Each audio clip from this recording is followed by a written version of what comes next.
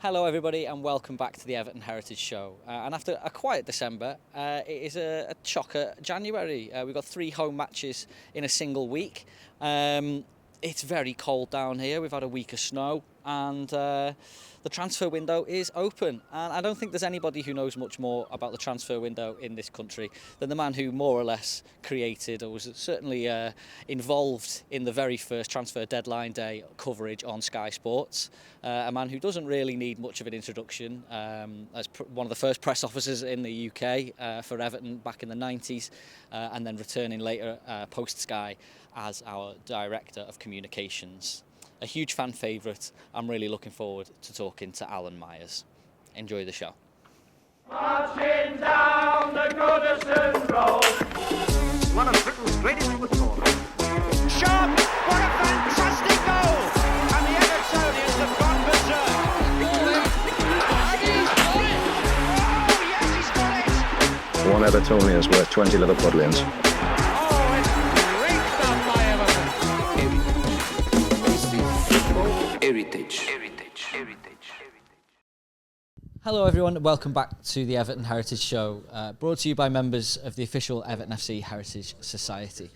My name's Lewis Roydon and I am delighted to be joined today by the one and only Mr. Alan Myers. So thank you very much for taking time out of your busy schedule, mate. Well, some say thank heavens it's only one and only, so but it's great to be here. I love the Heritage Society, always have. So pleasure to be here, an honour to be here.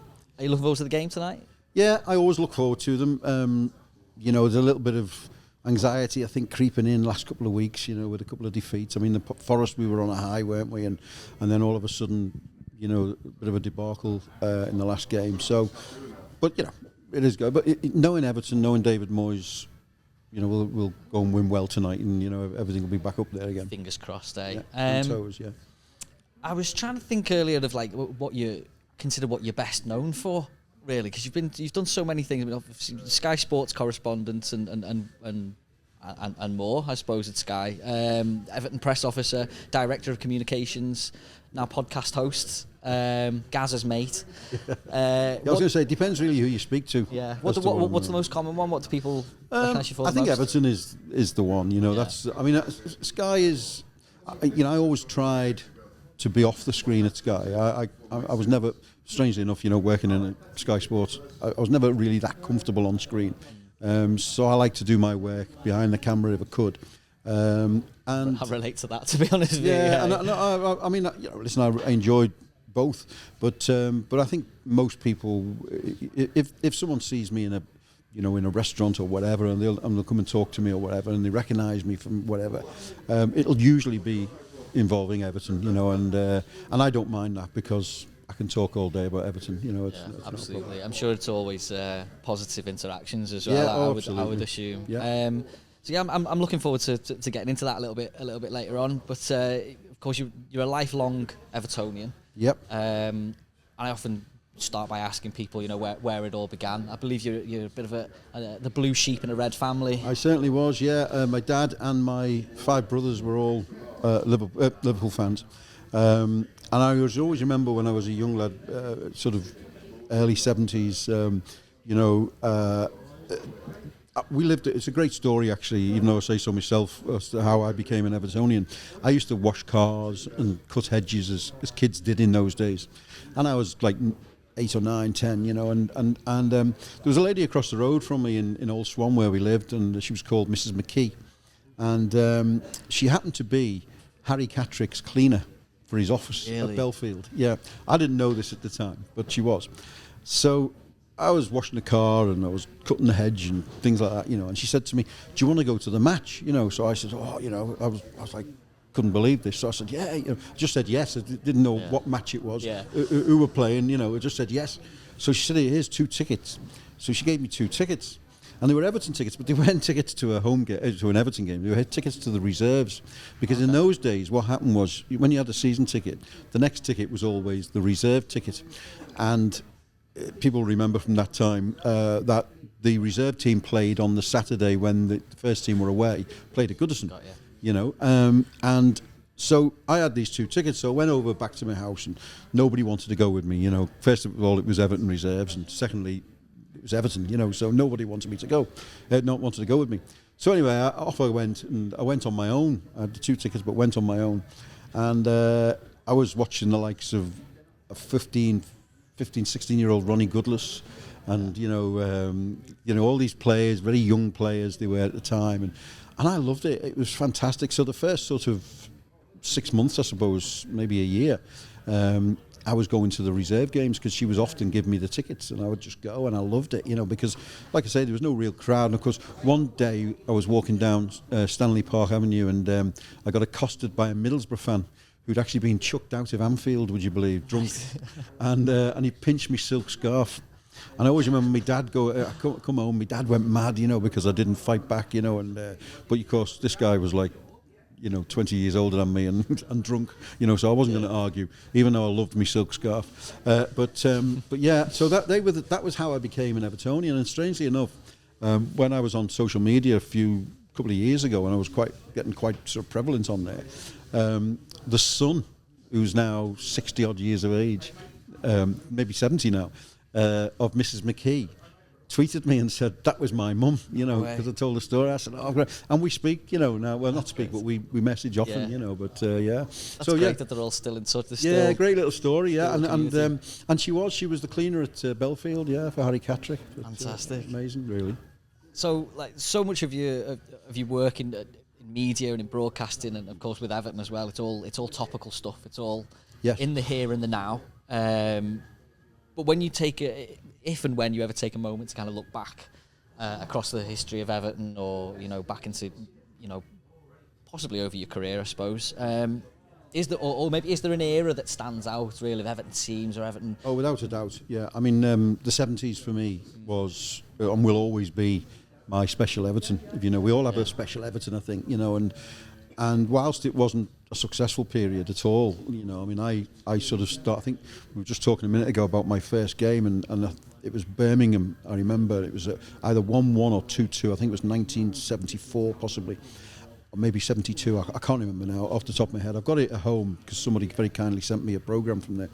And but you know, that era, because sort of I started going after we'd won the league, you know, and of course we went on I think it was a 12 or 14 year run which seems, you know, not a big problem at the moment, doesn't it, with 30 years since we've had a trophy.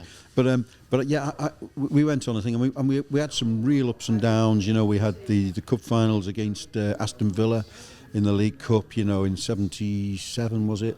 Then was the one that was replayed again and again. Yeah, 3 times. I went to all 3 of them, and it was probably the Man United game, coming back from Man United's ground when we'd actually been beaten.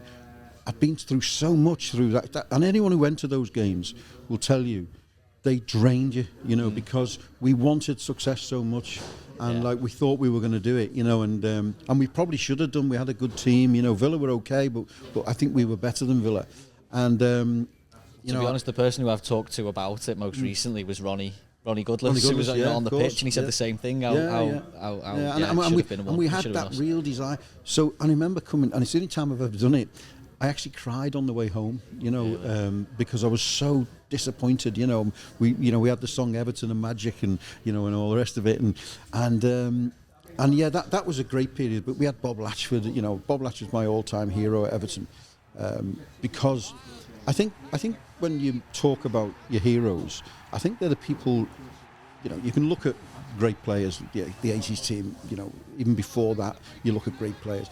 But mine was about what they give to you, and Bob Latchford gave something to me in that time, which I've never had since, really, to be honest. You know, he sort of just gave you something which, you know, to hang on to, and a little bit of light in a lot of darkness. Hope and the belief kind of thing, and a bit of joy as well. Don't get me wrong, in those 77, 78 seasons, we were a decent team. You know, we were, I think someone said we were only probably a goalkeeper and a couple of other positions maybe off trying to challenge for the league, you know, but yeah, that was my period. The 70s were definitely my period. I've heard a lot of good things about the 70s, but as you say, considering it was a decade where a bit of a drought, really. Nothing like we've experienced in my lifetime. I think Bob Latchford's 30th goal and Andy King's goal in the derby probably stick out as the two major moments, Yeah. of that time. I mean, that goal in the derby, that was that was after a drought of not getting beat. I think we'd not gone beating the 7 years without winning the without beating derby. Liverpool. Thomas.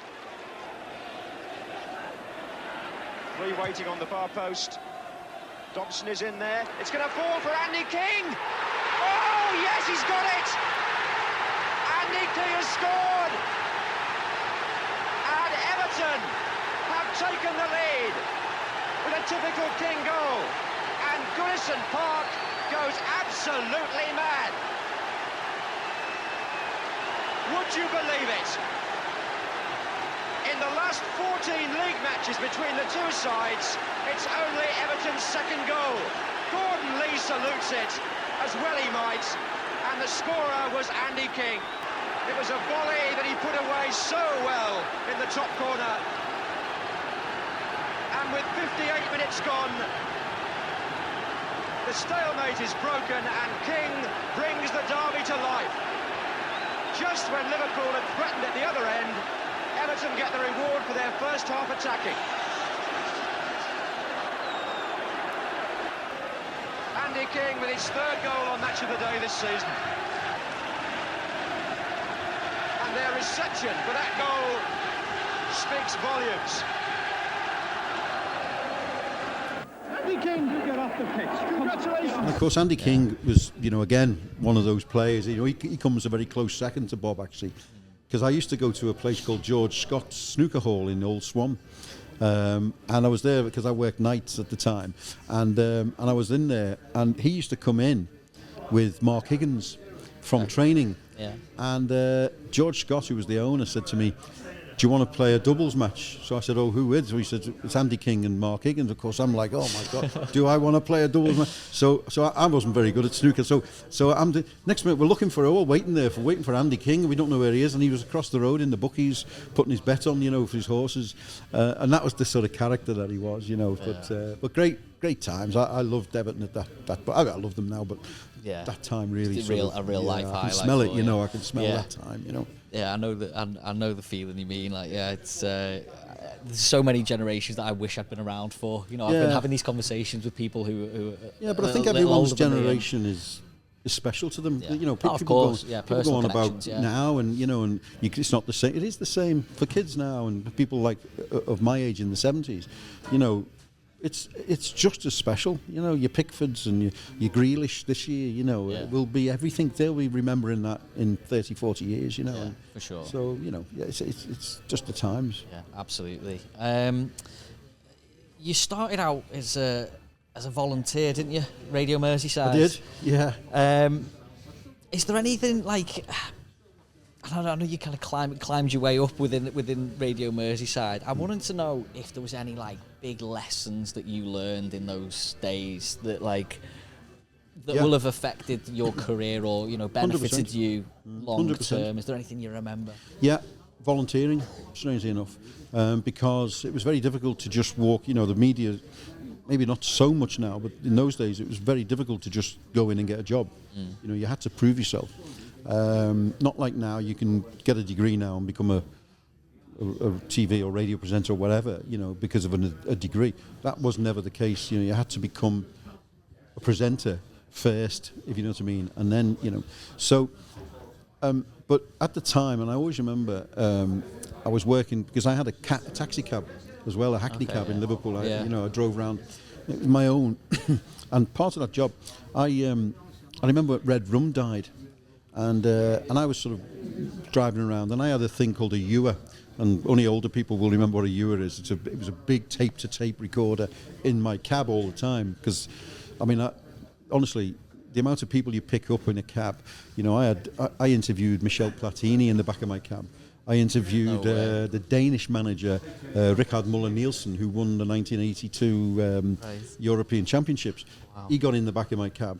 And we interviewed them at Manchester Airport. Are they just by chance? Just by chance, yeah. They were going to the airport or they were going to Anfield or whatever, And anyway, so I was driving around and the news came on that Red Rum had died. And I just jumped out my cab, went into a bookmaker's and started interviewing people in there about, you know, about Red Rums, you know, and what it meant to them.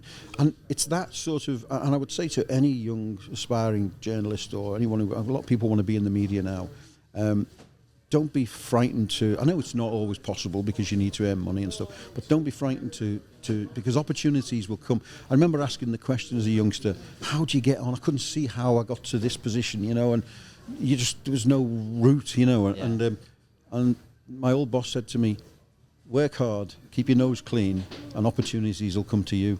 And it actually works. That it does actually work, you know. And that's what I did at Radio Merseyside a lot of the time, you know, because I worked for maybe 2 years for nothing, basically, you know. And I got the odd shift money or whatever, you know, but nothing of any note. And then I got a job, and because of that job, I got the Everton job because.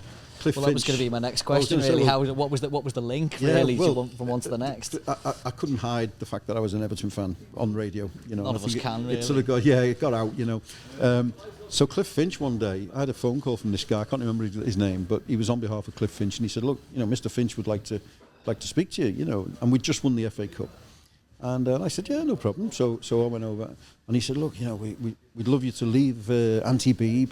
He said, "And come and be our press officer." So I was like, could you give me like 4 seconds to decide? You know, I mean, it was a no-brainer. You know, I loved my time at the BBC, especially BBC Merseyside. It's such a shame that it's not what it was. You know, in many ways, local radio, not just Merseyside. Local.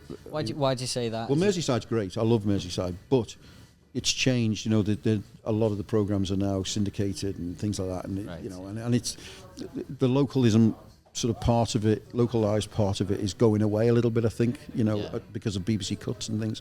So that's disappointing. But at that time, it was just the most fantastic place to learn your trade. You know, the things I learned, the standards I was shown at that point, at that place, was second to none. You know, I've never had anything like it since. You know, and I'll always be eternally grateful to everybody at Radio Merseyside at this point. Mick Ord, who was a great Evertonian, was the managing editor, and you know, Billy Butler, and you know, all those people. You know, it was fantastic.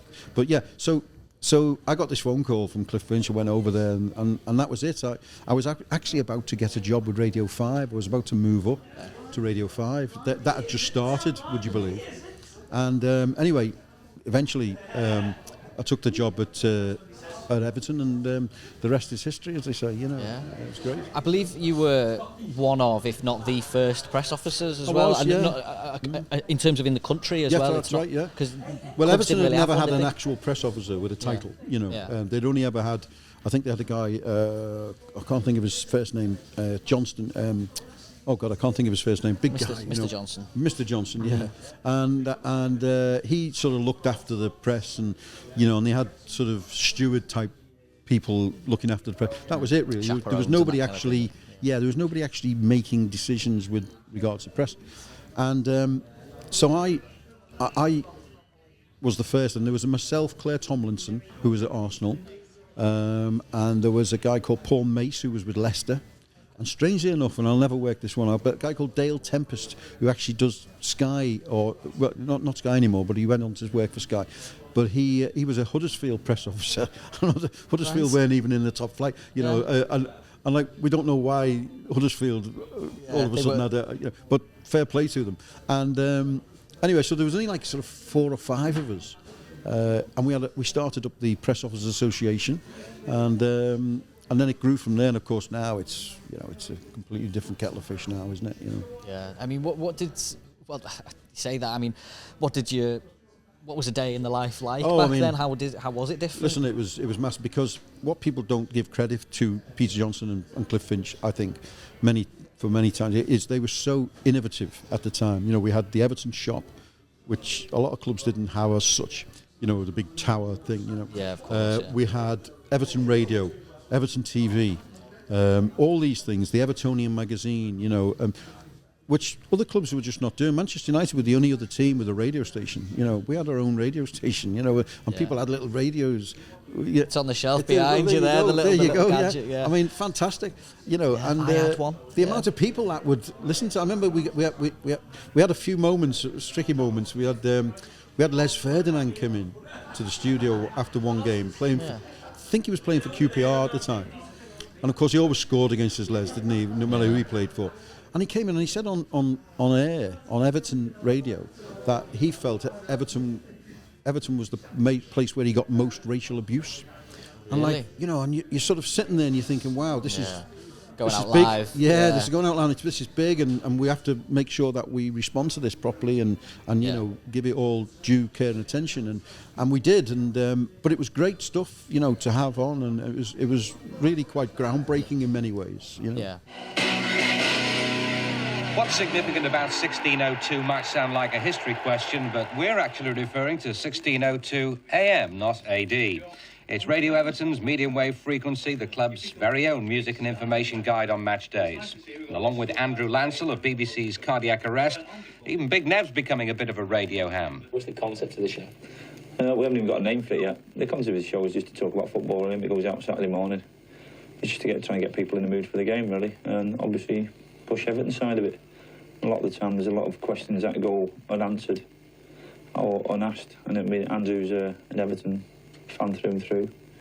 So I mean, he asks the silly questions that people do ask. I think it's growing. I think you know, football radio is could grow and grow. Really, people want to hear what's going on in the club. They want to hear what's happening with traffic when they get into the club, and particularly they want to hear what the players are up to.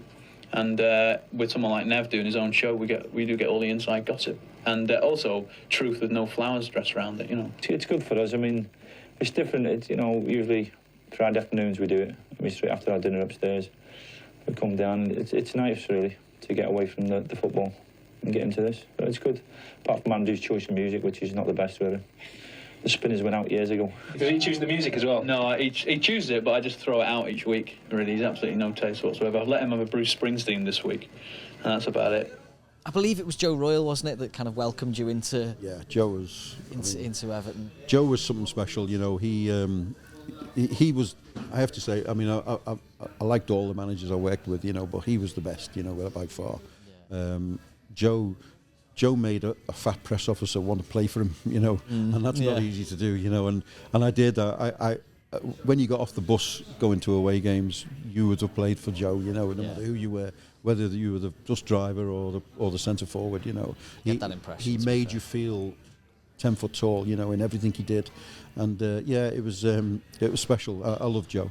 Yeah, I mean, I've heard heard some of your stories before about getting, like, you know, obviously on the team bus and things like that. But it seemed like you really were taken into like the inner sanctum of 100%. The team. Then, you know, and for the press as well to be taken in. It seemed a little unusual. Well, I always remember my first day. He welcomed me up into the coach's room at Belfield. The manager's room was like, I always remember Walter coming out saying to me, "Yep, you're right, you can't swing a cat in there." You know, it was like proper small. It was so small you wouldn't believe it. But the coach's room was a huge room. In the end, Walter Smith, when he came, changed the manager's room and he took the big coach's room. And anyway, but Joe, I always remember, I can still remember sitting down. There was Willie and there was Jimmy Gabriel, who was just a lovely man. And Joe said, "Right, from this moment on, Alan," he said, "you're one of us now." You know, because I'd been at Radio Merseyside, you know, and like, honestly, I can feel it now. The feeling I had at the time, I couldn't be more proud. You know, to be welcomed in as one of them. You know what I mean? It was just fantastic for a fan. Absolutely, you know? Any fan at any club really, but Everton's got that extra but that was special. just that was, and Joe was just a special guy. You know, and still is. Yeah, I mean, to be honest, there's countless things I could ask you about, isn't there? I feel like no matter what route we go down, I feel like there'll be somebody out there commenting, going, "Oh, why didn't you ask him about X, Y, and Z?" You know. But I'm curious to hear some of your stories about, like, in terms of the transitions of management as well, and the nearly moments, I suppose. Some things. Is there anything out there that people may not have realised could have happened, or well, you know? Yeah, I mean, there was when Joe left, which was a pretty traumatic time for everyone, I think. I remember we had a goalkeeper called James Spear, who people remember, young goalkeeper, and he was in the office. It was transfer deadline day, or the day after, which was in March. It was always the last Thursday in March, and in those days, not like it is now. And James Spear was waiting to sign a new contract. He'd just been given another year contract, and we were sat in the office, and I knew something was going on. And I got the phone call off the chairman to say that, stand by the facts. That's how long ago it was. Stand by the facts. A fax is coming through. So the fact was that Joe Royle had left the club, and like I remember Jamie Spear going, "Oh, no way, no way." I said, just keep it quiet, because I had to, obviously look at putting the news out, and didn't want him going off blabbing it, and in fairness to Spiro, he didn't. But yeah, so that moment, and then the sort of subsequent period after, there was a lot of speculation. Bobby Robson was very, very close to becoming Everton manager. Really? He was, he went and met Peter Johnson on his yacht in Monaco, and for whatever reason didn't want the job. And I remember being sat in the secretary office, Michael Dunford's office, and Michael said, "Alan, I've got to go and deal with something." He said, "But I'm waiting for a phone call from the chairman. If he rings, tell him Andy Gray has said no." So I said, "Okay." So I said, "Well, do I say just tell him that?" So I said, "Okay." So next minute the phone goes, and it's Peter. I know Peter's voice. He had a distinctive voice, and he said, "Hi, Michael." I said, "No, it's not Michael, Chairman." "Well, who is it?" I said, "Tell him, mate." He said, "Well, what are you answering Michael's phone for?" I said, "Well, he's asked me. He's had to nip out." I said, "Well, where is he?" I said, "Well, he's had to nip." I said, "But he said to give you the message that Andy Gray has said no." And I don't know what was happening. I don't know. I've spoken to Andy since, and he sort of said he never really ever got the actual offer, but I don't know what actually went on. But I remember Peter Johnson down the phone just saying, "Oh no, and he was properly disappointed, And anyway, next minute, Howard Kendall, I think Bill Kenwright had been in touch with Howard Kendall, see if he'd come back, and he was in Spain, and he came back, and then we had, and then Howard came, and that was. I mean, that was a season which I'll never forget as long as I live, you know what I mean? 97, 98, with Coventry game and everything. Absolutely, it was just the most. Of that. The whole season was just one madness after the next, you know what I mean? Yeah. I was going to ask you about that particular season because I think in relation to recent seasons and a lot of the kind of turmoil that people will have fresh in the memory of relegation scraps and the difficulty of it all and the worry and the heartache and Calvert-Lewin diving headers and the release that comes with it. Like you were within that stress, within that inner part of like the chaos that can just erupt across ruin lives effectively. I was just wondering about your experiences with it. No fan will ever understand what that feels like to be inside, and that's why I had a lot of sympathy for the staff during the Bournemouth and the Crystal Palace time. But what you've got to remember about that one, even more so than the Wimbledon game, was that day the Coventry game was not in our hands. Even if we won 5-0, we could have gone down. Yeah.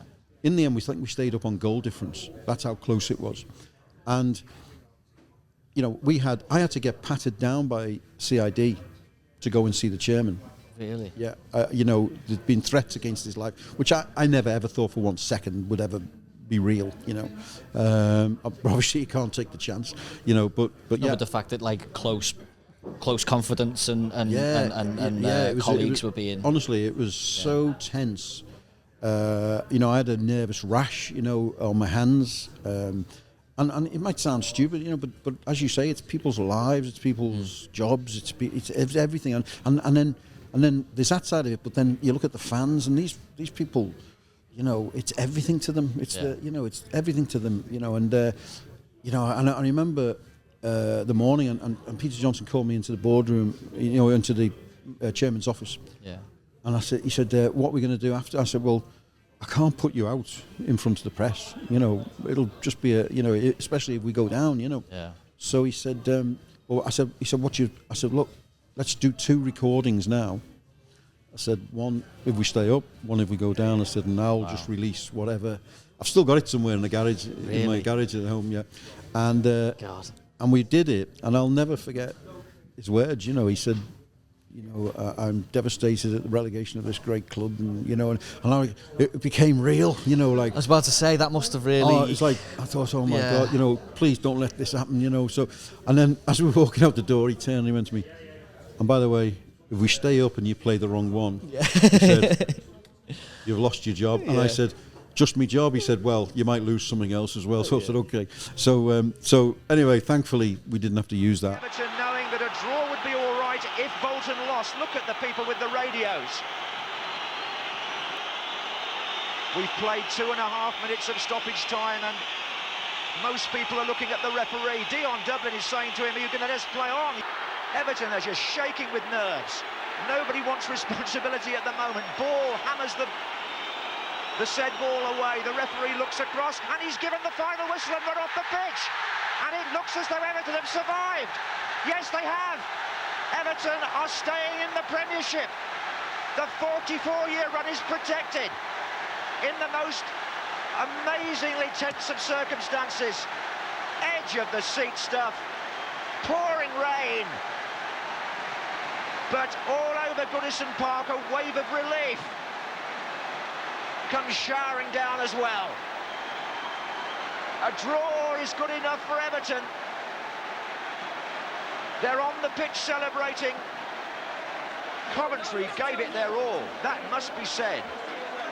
Equalised to make it a real cliffhanger after Everton had missed the penalty that could have put them 2-0 up.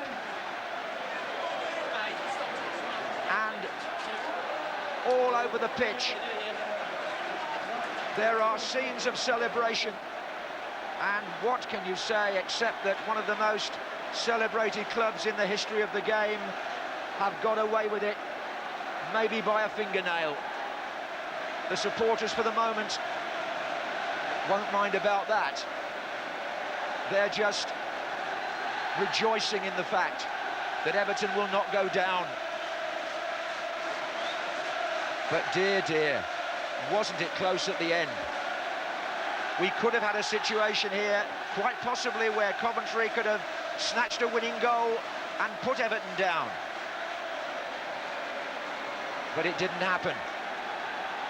The equaliser was bad enough for Evertonians, but look at them now. They're allowing their emotions to pour out on the pitch at Goodison Park. What a finish to the season. I always remember the end of the game, which is quite funny, really, when you think about it. I was trying to get, my job was to get the players off the pitch, and one player that was left was Thomas Myra. Couldn't find him anywhere. So I'm looking for him everywhere, you know, there's bedlam going on the pitch, you know, and then out of the melees, you know, there's Thomas, you know, with his towel over his shoulder, and I said, Thomas, and he said, did we stay up? And I went, yeah. What do you think? What do you think? You know, do you think you'd be getting off this pitch if you hadn't? You know, and he turned and he went back into the crowd, and I'm like, oh, you idiots. I said, I'm not waiting. So just then, was he celebrating? I assume, yeah, like, celebrating. But just then, this ginger guy, I always never forget him. And he'd get hold of me by the throat, and he put me up against we had like a little dugout type thing there, you know, and he put me up against the throat, by my throat. And I thought, oh, this is the end of my life. I've survived the chairman, and now we've got to. And he said, "This isn't Everton, Alan. This isn't Everton." And I said, "No, I'm with you. You know, because I was." And he could see and he wasn't being aggressive to me, even though he had me by the throat. It was just his passion coming out. Yeah. And I'm never worried about that. Me as a press officer, should never fear your fan base. And I think we've been a club who have on occasions, you know, and we've sort of fought them. Cannot fight your fan base, you know. Bring them along, have a disagreement with them by all means, but don't fear them, you know. But that season was like, I mean, for all the wrong reasons, it was monumental, you know. Yeah, absolutely. Yeah. Did you have a good relationship with Kendall, as I say you did with Royal? Howard was great, you know. Yeah. I remember coming in after that game, and it was very unlike Joe, though, in that he would never allow you into the inner sanctum. Yeah. You know. I think that's why I was a bit more surprised when to learn that Joe did. No, Joe was very, and Walter was very much like that. But Howard was quite. I think it was something from the 80s where they didn't deal with press officers and things at that point, you know, so they didn't have them. More old school. So, yeah, there was old school, you know, and I respected that, because I think the bus, certainly the coach, was, I thought, part of the dressing room, you know. So I felt if you're going on the coach, you're pretty much in the dressing room, you know. So I respected that. But I always remember him sitting. He sat me on his knee. Funny enough, everyone's drunk at this point, you know. This is after the game, and he sat me on his knee, he said, come here, Myers. So I sat down, and he gave me this cigar, which I've never seen in my life. It must be about this long, you know. And I don't smoke, you know. And I was like, and I put it, and I was like trying to smoke it, and I was like, and he said to me, celebrate. So I'm thinking, well, it's not really something to celebrate, but anyway, you know. And I don't drink, so I was like, you know. So anyway, but that night, which Don Hutchison will tell you about if you ever speak to Don, he was looking for the manager, and we couldn't find him. So I said to Don, I don't know where he is, you know, because I was looking for him as well. By the manager's office in Goodison, there was like a little kit storage room, if you like. It was only very small. It was like a little corridor at the back where Jimmy Martin would put the kit and stuff. Yeah. Anyway, I go in there to look, and I hear this noise down the side, like a shuffling, you know. And I looked down, and there was Howard, and he was crying, you know. And it was the saddest thing I've ever seen. I get emotional just even thinking about it. And me and Don looked, and he saw us, and he, all right, lads, you know, like, but you knew it got to him, you know, and anyway, Don asked him what he wanted, and you know, and we all just moved on then. And next minute, as I say, I had a cigar in my mouth, you know, but yeah, I mean, what how much it moment, meant, yeah. What a moment to be, you know, in football, and you know, and yeah, I think you get so much more out of those moments than maybe running around. I mean, I'd swap every day, you know, running around for a trophy, but like, you know, it's easy to do that. I think, you know, I think.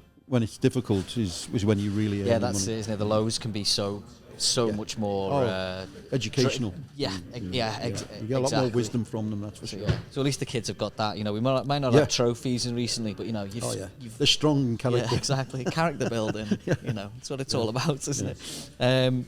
The Walter Smith era, then, as you mentioned, you know, that came soon after, and he famously brought in some wonderful characters, should we say. Olivier Dacour.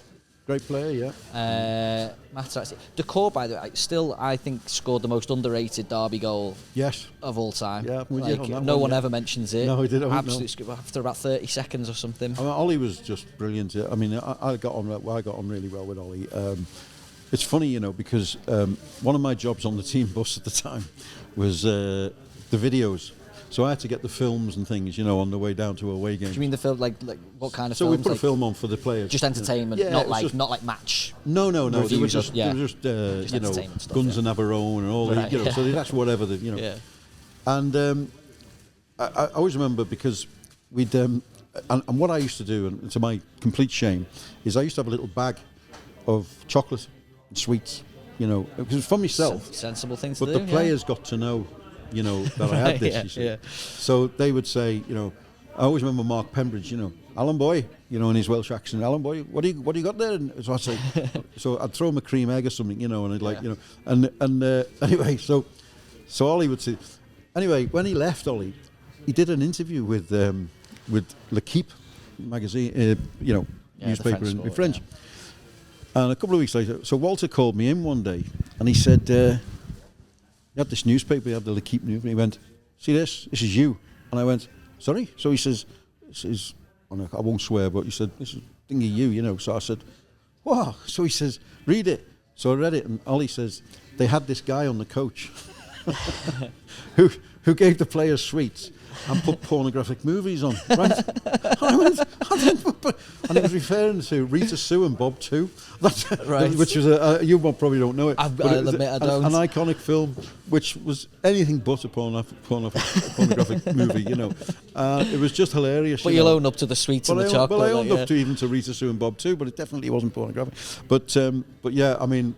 But Ollie was a great guy. Materazzi was. Yeah, he's on my list as well. He was an odd player, you know, but an odd character. Him crying on the side of the pitch. Yeah, I mean, Walter says to me, because I always used to stand by the dugout on match days, and when he went and sat down, you know, Walter just turned to me and went, "Al, go and get him." So I said, "I can't go and get him." He said, "Go and get him." I said, and luckily, before I could go and get him, he got up and, you know, and but yeah, I mean, but you know. We had some great players. Richard Gough came in, didn't he? And you know, Franny and you know, at that time, I mean, we had a good John Collins. I'm trying to think if there was others. You know, David Weir came in, Stubbsy eventually. You know, but yeah, I mean, it was the makings of a really good side. But once again, the money ran out, and you know, he was always quite honest as well.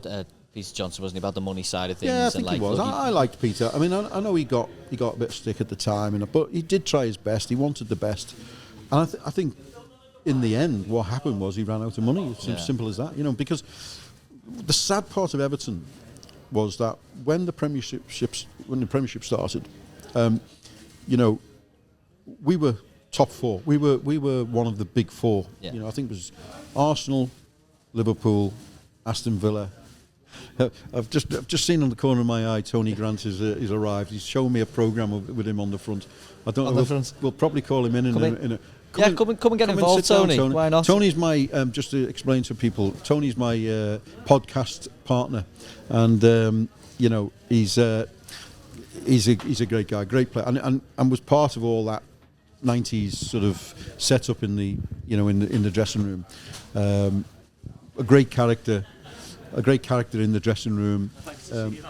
Nice to see you, Tony. Pleasure to meet you, Tony. This is Lewis, by the way. Thanks for coming in. And, cheers. Have you ever been gate crashed before by an Everton player? This is me first. Yeah. This is me first. Although I've been hopeful. Yeah. Well, it's rude not to come over and say hello. It is. I've just spent some time going through a lot of when skies are grey. Yeah. Bringing back plenty of memories, Yeah. Funny enough. You love a fanzine, didn't you? I love a fanzine. Funny enough, there was I come across an article. I'm a big into music, yeah. And the Lotus Eaters were a band from the 80s. You know the Lotus Eaters, yeah. Remembers them, yeah. And I just read an article. Someone said, "Has anyone got any recollection of De La Salle School?" So as I'm reading it, the lead singer Peter must have went to De La Salle, and I went to watch him a long time ago in a bar in town, and it was an intimate one, and he was rolling around the floor. Well, this is what he does. But even when he was 14, he was rolling around the floor in De La Salle School, doing a song, you know what I mean, or a poem. But anyway, it's good to be here. Well, Lewis was just asking me about the 90s with Walter, and some of the players, Ollie Decor, Materazzi, Goffey came in, some good players, wasn't there? Goffey for me is, I'd arguably say Goffey's. Sorry, I am listening. It's okay. In my time, I played with Dave Watson, who I'd always hold in high regard for everything. Dave Watson, how he held himself and captains. He was the greatest. But as far as a footballer, Richard Goff, I ain't seen even as a fan. I grew up in the 80s watching the great 80s team. I still say Goffey's the best centre half I've seen at Goodison. Really? In that year, I thought he was unbelievable, Goffey. Yeah. I remember, but to be honest, I've just had a conversation with Becky Talentire about some of the galas in the Hall of Fame nights that David France used to do, and there was one where I was a mascot and given some awards on the night. I'm not going to keep going over this. As I say, I've just spoken to Becky about it. I'm not going to go. But Richard Goff was one who I'd presented an award to when I was, and as like I think it was a player of the season, with player of the season, something like that. It was. I always remember we used to have what we used to call the Dine with the Stars lunches. You remember them? So, what would happen? You could pay to come and have lunch with the players on a Friday. Joe Royal brought it in, and of course Goffey wouldn't have been at that one. But I always remember when Walter actually got it stopped in the end because he didn't think it was good on a Friday, which I think a lot of people sort of agreed with. But I always remember Goffey was never liked going to them. There was a few players who never really enjoyed it. Some did, and of course Duncan, the likes of Duncan would get mobbed, and I can imagine playing up to it a little bit as well, having that kind of that atmosphere and people. Well, it was like in the end they've sold out every week, and you'd have like 150 people there, you know what I mean? And it's a lot on a Friday before a game, isn't it? You can imagine it now. It just wouldn't happen. Goffey was a big pro. He was a bit advanced than a lot of the players. Yeah. And he wasn't the captain, and all of a sudden it was, for him in his head, it probably wasn't right. He's probably right now, isn't he? Yeah. Years later. Yeah, I mean, you'd have to go along with that. Yeah. But, Well, just to bring it up, what have you brought over there? You found yourself on a programme. Someone's just given me it, and it's really? I'm jumping on Terry Phelan's back there. I remember. And I was with Terry. Terry works over in India now. Terry is a coach and an advisor to schools, and I'm good friends with Terry's and always have been. But I'm squashing him there. What's the game? I'm just looking at the game. I think that was Arsenal. I think that was 2-2, the Arsenal game. Oh no, it's Everton yearbook. Oh, it's but I think that game was the Arsenal game. It was. In fact, that was with Howard, and that was the one where we'd been away to Coventry in the cup, and we got knocked out by Coventry in the cup, and Howard had gone on the pitch to remonstrate with the players after the. Did you play in that one? Yeah. And Craig Short was not happy about that, to be honest. And there was this bit of a kerfuffle on the pitch, and I'm up in the stands with the press, and they're all going, "What's going on? What's going on?" I said, "I don't know. I'll check it when I." So I go down to the tunnel afterwards, and I said to Howard, what were we going to say about, And Howard said, "What do you mean, lad?" So I said, "Well, what were we going to say about what happened on the pitch?" He said, "Well, it was a load of kids, and you see the kids coming on trying to get to be players." And I said, "No, I didn't know." So he said, "Yeah, that's what." I said, "Howard, they're not going to buy that." I said. He says, "No, that's what it was, lad." So I said, "Okay." Anyway, because there'd been a big kick-off, you know what I mean? It was like, anyway, and that's good, it's a good sign, a kick-off, I always felt that. And that was the game after, was it? And a couple of days, and we had Chelsea and Arsenal in the space of a couple of weeks, and I think we drew against Arsenal and beat Chelsea, I think, or the other way around, I can't remember now. But we brought out the shop, the commercial lads brought out a video called Turning the Corner. And we turned the corner all right, and we stayed up on goal difference with Coventry, So what a turn. And you can imagine me as a PR guy trying to explain that. Well, let's give you good resilience, and living through the 90s. That was exactly it. I've had lots of resilience because I lived through the 70s as well, I've only had resilience. Yes, exactly. That's it. Yeah.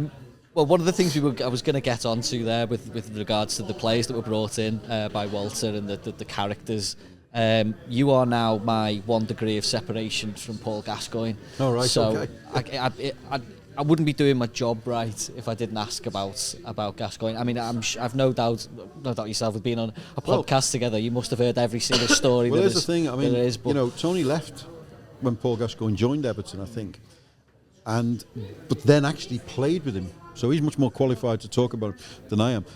But he played with him at Burnley because he went to Burnley from us, Gaza. So Tony played with him. But from my point of view, my job role went up by 50% when Paul joined. I mean, genuinely, from the minute he arrived at the stadium to do the press conference, and he pulled up and he was in a Range Rover, and Michael Dunford said, "Go down and see Paul Gascoigne." So okay. So I go down, window comes down. He goes, "All right, mate." So I said, "All right."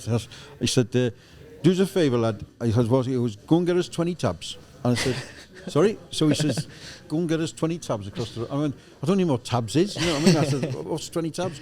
"Why am I?" He goes, "Cigarettes, 20 cigarettes." I said, "I guess this is the Paul Gascoigne humour, is it?" So he went, and I won't say what he said, but he went, "Go and get us something, tabs, So I said, "Okay." So I ran across to the shop across the road in Goodison Road, got him 20 Benson and Edges, I think it was. But he was absolutely nervous as hell, strangely enough. Oh, really? Even though what he'd been through, things like that just freaked him out, And what was it about? What did you think? Because he doesn't strike me as a nervous person. Maybe that was just you've got to understand, Paul is an absolute psychologist's dream. You saw this guy off the pitch who just couldn't make a good decision to save his life, right? And on the pitch, he was possibly the best decision maker you would ever see. I mean, there was a game at Newcastle, and we won 1-0. Kevin Campbell scored the goal. You may remember it was away, and the ball came out start, and Paul got it, and he flicked it with the back of his foot over to Gary Naismith. Gary Naismith up the thing, cross for Kev Campbell, 1-0. And he's coming across to me shouting, because nobody sort of celebrated with him for the back flick. But without that back flick, the goal doesn't happen. And he was shouting to me, I'm by the dugout, and he's shouting to me, "Myers, did you see the flick?" I'm thinking, you're in the middle of a game. Stop talking to me, you know what I mean? With how many television cameras on you? So I actually go down the tunnel because I don't want to get involved, And all the talks around the possible return of a prodigal grandfather, on the pitch, St James's hosts the homecoming of a prodigal son. Not since his debut for Tottenham more than 12 years ago has Paul Gascoigne played a competitive match on this ground. Much leaner and fitter than for a long time, he's been Everton's outstanding player so far this season. Goma amongst those forward. That's a nice flick. This is Kevin Gallagher. It's a doughty block by Xavier. Now Niako. Campbell through the middle. Naismith to his left. It's a well-timed pass. And Campbell this time!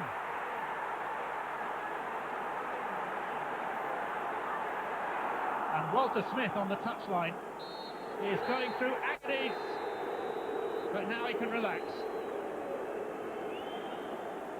For Newcastle, 3 home games without a goal, only 1 point garnered, and for Paul Gascoigne, a triumphant return to the ground where he started his roller coaster career. But then I always tell this story. You know, after the game, we're waiting for the coach, and Archie Knox says to me, "Myers, where's the gaffer?" So I said, "I don't know." He says, "Go and tell him we're waiting to go." So, you know, down the bottom of the steps. So I go in and I look in Ruud Hullet was the manager. I said, no, he's not here. He's in your dressing room. So I said, okay. So I go in and there's Walter just standing on the wall. So I said, all right, gaffer. I said, Archie's waiting for us, the team. And he went, I'm just waiting for him. So I said, who? So he says, him. So I go around the back and there was like a physio's bench, you know, where they had the massage and whatever. And there's Paul sitting there in tears, floods of tears. And I went, what's wrong? So he says, I'm just so happy, Myers, that we've won. I just can't believe we've won, you know, yeah. And I thought, oh my God. I said, you don't look very happy, I'll be honest with you. So he says, no, I am, Myers, I'm just so happy. And that's what football did to him. It was like, amazing, it was to his core, you know. And anyway, all of a sudden he blew his nose and we come out, and as we were walking down to the coach, Walter said, every week we win now. So I said, Jesus, you know, and like, again, you know, just things that as a fan you'd never see, you know, and you know, you're privileged to get that insight into, and you played with him, you knew what he was like. Yeah, well, growing up, he was one of my idols growing up. Yeah. So I was a young player at Everton at the time, and Gazza came on the scene. Even to today, I still think he's the greatest English player born. I agree. In that period, up until he went to maybe Lazio, I just thought he was just amazing what he could do from the centre of the park. Obviously, I love people who play from the centre of the park anyway. And then obviously, he's a character, isn't he? And he's likeable. Yeah. And obviously, he comes to Burnley when I'm there, and it's Paul Gascoigne. Yeah. Well, it's not the Gazza, obviously, who I remember, but it's still Paul Gascoigne. Yeah. And the amount of respect you give him, and that was at the end of his career, I suppose. You know what I mean? I don't think it matters really, does it, when he's there? It's like the aura that he carries in a dressing room, and even I suppose the opposition lineups as well. If you know, well, it's maybe he was that good. He was on a different level. Yeah. You know what I mean? I mean, on his off days, you look at football now. You look at football in the centre of the park now. Everyone gets it, and it's gone, isn't it? And most of the time, it's gone backwards. Yeah. Nearly all the say, "You'll watch it tonight." They'll go into a centre of the park. Most of it will go back to a centre half or to a fullback. Yeah. Gazza would drive. Yeah. He'd pick it up. He'd see that 1v1 in the middle, and he's driving or he's playing 1-2s round him. And it was exciting, innit? Yeah. And if he gets you round by the box and he's going at you, you know. Well, that's it. That's exactly what all fans want to see, isn't it? Is exciting football, is a bit of drive, a bit of ambition, a bit of. What he was the original street player, wasn't he? Yeah. And I think that's why he had a lot of issues. And you see like Wayne Rooney come through and all the same, but like similar. Gazza was the one, wasn't he? He was the one, yeah. I feel like he's the one that everyone's compared to as well. I mean, not that there's many to compare to him since, but like you said, you know, you mentioned Rooney there.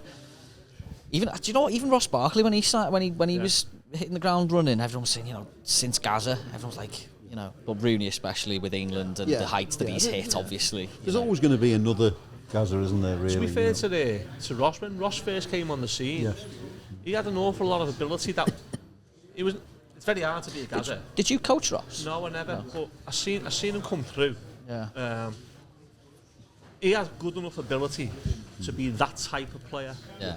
Who can pick the ball, because he could go both ways, Ross. And he was a powerhouse. Yeah. And he would take chances, Ross, and he would play forward. And when he first came on the scene, if you go back and look at some of Ross's goals, left foot top corner, right foot top corner, running from the halfway line. The one against Newcastle for me. The Newcastle goal and the Man City Great one. Player. I always remember that Kicks, that City one. Yeah. I was in Manchester, and I think it was Liverpool could have won the league that day, couldn't they, or something like that. Or if we beat City, then the Reds can win something along those lines. Anyway. And I didn't know I almost didn't know who I was supporting. Do you know what I mean? Like, you want City to win just so that the Reds don't win the league. And as I say, I was with a few City friends. And then the moment Barkley whipped that ball top corner, put us 1-0 up, I just went nuts in the bar. I'm the only Evertonian in there, and I was like, no, there was no doubt in me. You know, no, I do want us to win. Like, I think Ross could have. I think. There's a lot of people who have potential, myself included, right, who never got to where he should have really got to. I think Ross falls into that. Oh, absolutely, I think he could have been a world beater. Yeah, but I really 100%. Do. But I think you know, in those situations with players like that, you know, at times, and it wasn't the same with you, but I think a move can make a big difference. You know, and it's what you're moving for. I think that move to Chelsea was the wrong move for him, and it's easy saying it now, but I do genuinely think it was. And I think a lot of people could say it at the time as well, though. Really, Franny with Arsenal. But the thing is, you look at it and think, well, you would, wouldn't you? You know, if Arsenal came in for you, or you know, I mean, maybe as a fan you wouldn't. I'd pay to play for Everton. If you're a professional, and you know, your career and you see that you can win trophies, or you know. You're going to do it, and I blame no player for doing that. You know, I mean, I'm with you. I'd play for Everton for the rest of my life, you know, if I could. Yeah. But we're not professionals, and I think that's the difference. I think the Barkley move was really disappointing, wasn't it? Though, because he was such a talent, and he really could. There was no ceiling. You know, he could have been everything for us. He could have taken, and of course, coming from. Sorry to interrupt you, but he was in that Martinez team. You know, you got John Stones, Lukaku. You got Gareth Barry, Lukaku, but up front you got Delafeu, Morales to the side. It was the best team. It was a great genuinely the best team I've seen, best Everton team I've seen in Milan, which is probably quite sad thing to say, really. No, that was a good team, that though. Yeah, but he was at the heart of it. And you think if you go to Chelsea and but Lukaku had just gone as well, I think, hadn't he? Or he was on the verge of going. He was on loan, wasn't he, that season? And then that season. No, but I'm talking when Ross went, I think. I think it must have been around the same time as Lukaku going. So you felt it was sort of. It wasn't a great move, you know. It wasn't. There were things not happening because Mashiri had come in at that point, and things were different. People were cut. Yeah, and it you know, it didn't feel right at the time. And I remember being, you know, because I knew quite a lot was what was going on with regards to that deal, and it wasn't good. It was messy, you know. It was really, really messy, and I think the club felt he let them down, rightly or wrongly. I don't know, because you only ever hear one side of the story, really. Absolutely, it's a shame because, as you say, his ceiling was didn't exist really. To bring things back around, I feel like I'm on an episode of your podcast, to be honest with you guys. have I you've really thrown it all. Yeah. No, I'm all right with it. Metaphorically, you've done that again. You know, he's dived in on us. You know, that's it. We're Terry feeling right now. You know what I mean? Just getting, you know. Yeah. No, okay. I'm happy to be at the bottom of the pile. It's always a pleasure to have Toe with us. No, absolutely, yeah. And to be honest, Tony, we'll have to get you in for a proper. Come along when you're not interrupted by Alan. You've got a lot more to tell than I have, that's for sure. Absolutely. Going back to 2013 when Roberto Martinez as manager, that was when you came back to Everton, wasn't it? Was it under Martinez? Yeah, it was under Roberto. Yeah, I got the call. I was in Dubai and on holiday, and I was working for Sky, and phone went, and it was Bill Kenwright, and he said. I always remember it because he said to me, "Do you want to come home, son?" And I genuinely thought my house had been burgled. You know, genuinely, because when someone says when you're on holiday you need to come home, you're thinking, "Oh Christ, what's happened?" You know. And I said, "Oh, how'd you meet?" So he says, "Do you want to come back to Everton?" I said, "Oh God!" I said, "Oh, I said, I'm walking along a beach here." I said, "I don't, you know, I'll have to think about it. You know, think." What do you need to think about? So I said, well, you know, I'll have to think. You know, so anyway, so I rang him back and said, yeah, look, you know, I'd love to, you know. So I always remember telling the guy at Sky, because my boss, who was the best boss I've ever had in my life, Andy Cairns, who created Sky Sports News, when he made a job for me up in the Northwest, he made me bureau chief. It wasn't a job before, and he said to me, if I'm going to create this job for you, don't walk out on me in a couple of months, with another job. I said, no. I said, there's only one job I will ever leave Sky for. I said, and I can't see that happening because I couldn't see it at the It's the manager of Real Madrid. Yeah. And then I always remember I rang him up and said, Andy, I need to ask you something. He went, that job's come up, hasn't it? I said, it has, yeah. So he said, okay. But I came back, it was a really exciting time. I felt it was. Roberto coming in, it was, the club just felt right, at the time. Anyway, apparently that wasn't the case, and I had a great 7 months, got on so well with the fans, which is still going today, people, I'm very privileged that fans like to talk to me and whatever, and that's mainly because of that period, that 7 months. It's because you've built that for yourself, I think, and the culture and the atmosphere around you, and the role that you've created, that you undertook. The fans can trust you, and I think it deserves to be said and recognised, because in my lifetime of supporting Everton, I don't think there's ever been anybody else, and no disrespect to anybody else, but in terms of the communication with the fans and the understanding for, as you've mentioned the fans so many times, to know what's going on. Yeah, but one of the things I truth said, and honesty. One of the things I said to the club, and I said it to Bill Kenwright, and I said one of the things I said was, when I came back, if I come back, I need to speak to the fans the way I want to speak to them, because don't forget, I'd been 12 years at Sky. I'd been to every different type of club you could go to, and I'd seen what was good and what was bad with regards to communications. And I wanted to be honest with the fans, because a lot of football clubs aren't. Yeah. That's the reality of it.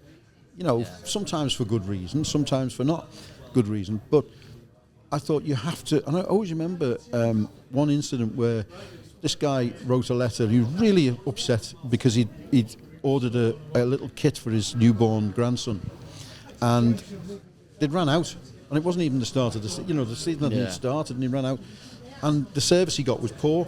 So on the way home, he lived in Egberth.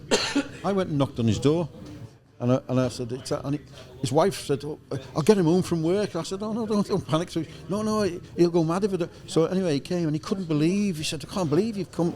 I said, well, I've just come to explain. I said that we've got it wrong, and we did get it wrong. And I said, look, I can't give you a baby grow, because I haven't got them. So I said, but I want to just let you realise that we really don't mean to do it, and it's a mistake. And we sat in his kitchen for like an hour talking about Bob Latchford, because his favourite was Bob Latchford. And I remember him saying, but that was what it was about. It was about letting fans know that, we will get things wrong, and all football clubs get things wrong. Everton will get things wrong in the future. All the clubs will. But as long as you're straight with people, and you which what happened, a couple of years ago with the directors going, and I didn't think the club were being straight with the fans at that point, and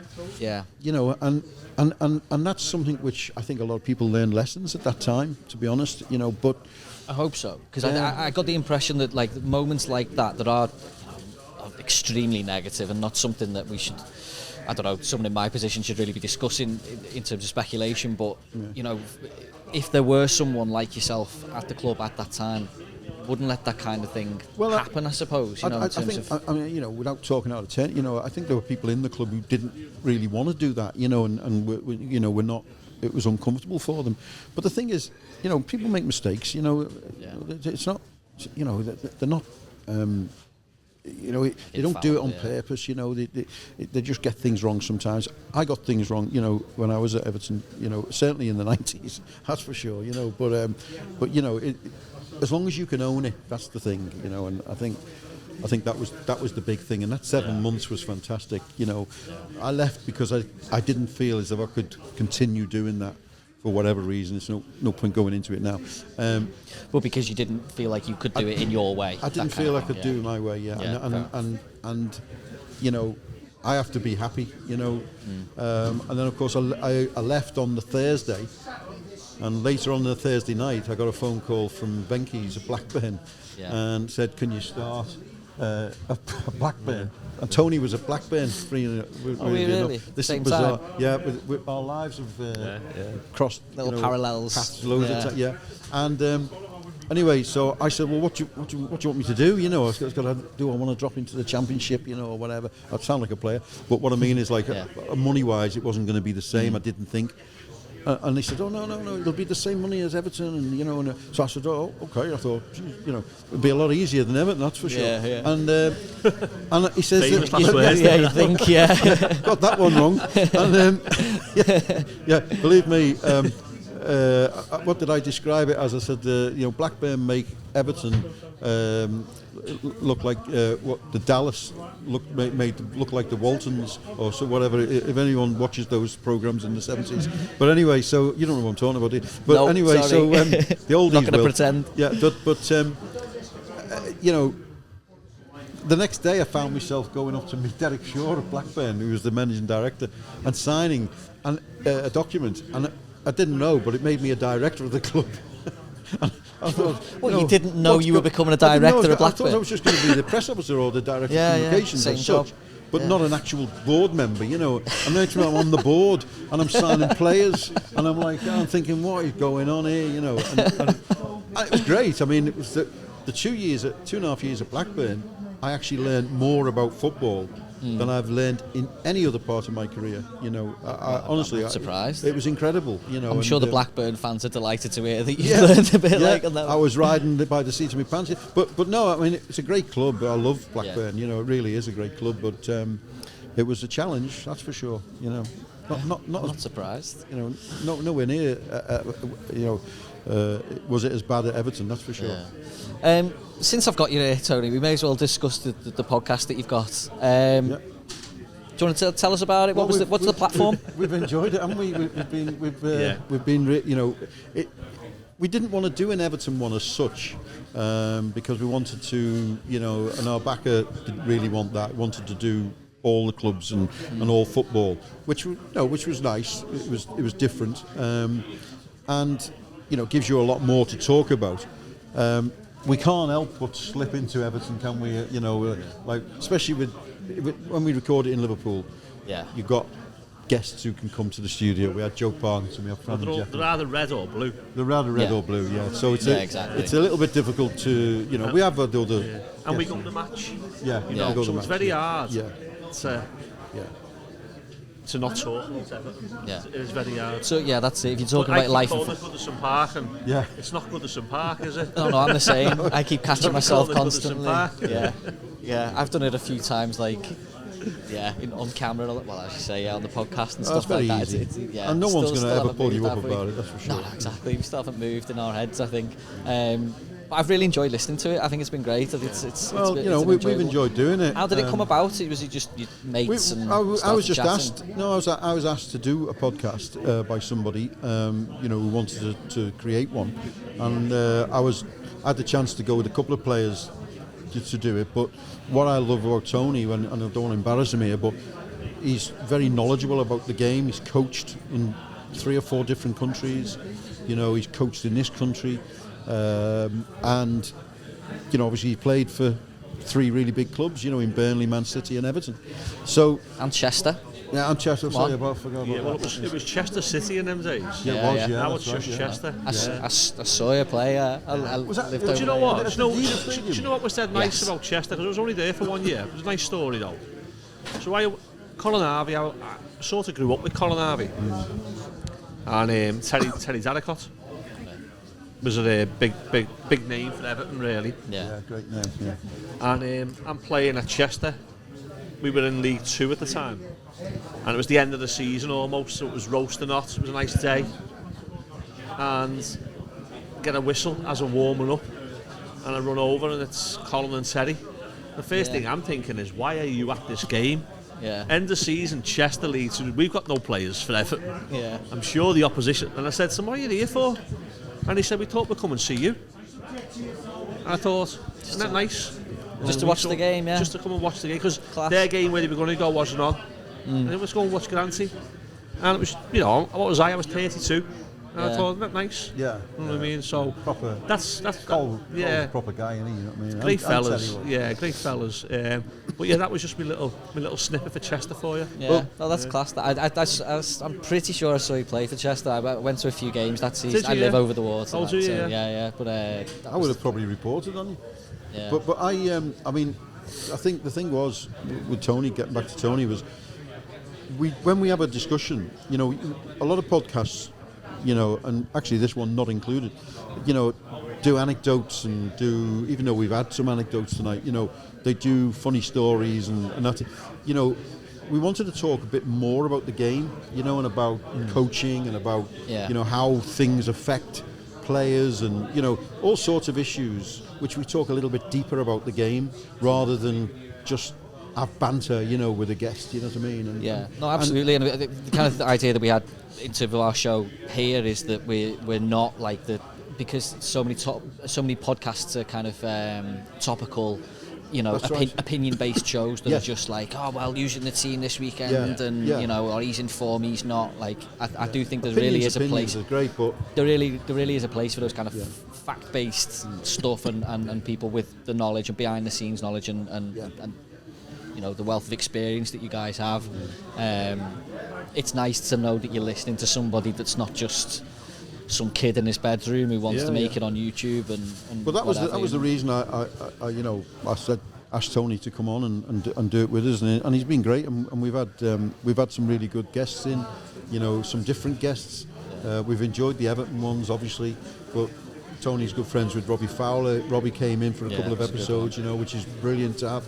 And yeah, it's been really good. So, have you got anything coming up? Any guests on the line? Well, I don't want to. Any exclusives? No, we haven't. We're just in a bit of a strange period transition at the moment. We've had a little bit of a problem with it with regards to the actual channel, which is a bit awkward. But we're getting it sorted, so that won't be a problem. But one thing I am a little bit anxious about, and you'll laugh at this, and I don't mean to wrap you up in any way, shape or form, but tonight we had a competition where two people could win 2 tickets to go to the Wolves game with me and Tony, because Tony has these tickets in Village Street in Hill Dickinson. And those 2 people are waiting outside for us to our competition winners. Oh right, get them on the show. Listen, there's space on the sofa. No, there isn't. But no, so that so we had some great little prizes and stuff, and these poor people have turned up now, and we're not waiting for them as we said we would be. But listen, no big deal. Have we done an hour? Like about an hour? I'm more than happy to.